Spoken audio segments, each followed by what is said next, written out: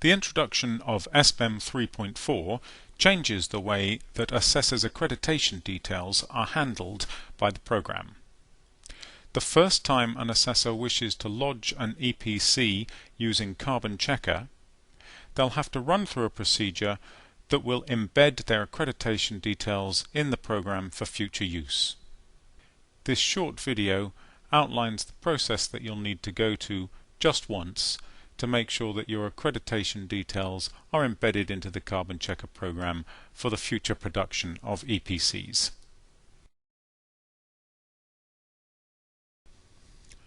For this demonstration, I've loaded one of the example files that comes with Carbon Checker. I'm going to click on Project Settings.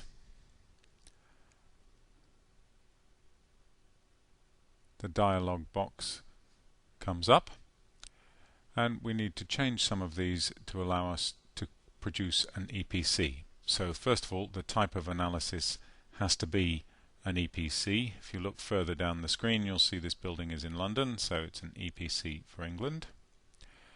And as it's in London, we better set the weather zone for London. Having done that, we can now move to the certifier and insurance details. In this demonstration there are fictitious accreditor details. You'll of course have to enter your real details. You'll need to choose your accreditation scheme, and all the approved accreditation schemes are in this drop-down list here. We're going to go for BRE Global, and we're going to enter our assessor number exactly in the format that it's been given by the accreditation scheme. You'll note that as I start to type, this red exclamation mark comes up to show that it's not in the right format yet. But as I complete the typing, it will disappear.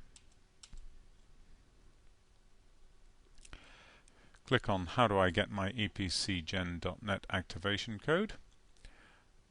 That will launch step-by-step details of what you need to do once you get your accreditation and enter it into the new software.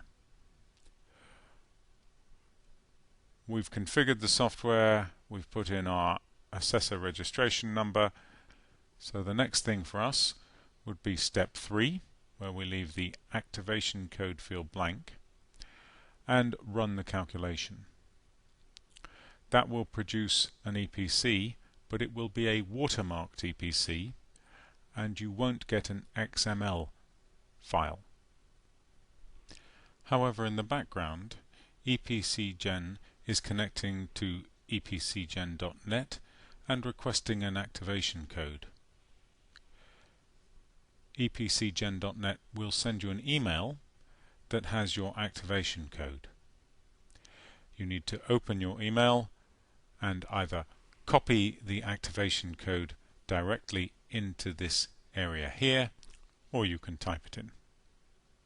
Once you've done that, insert code changes color. You can then click OK, and then you can run the SBEM calculation. It will produce an official unwatermarked EPC and the XML file.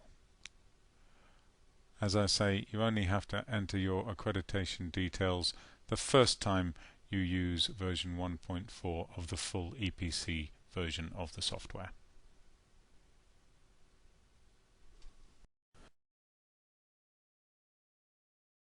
We hope you found this video useful, and good luck with making your lodgements under the new version of Carbon Checker.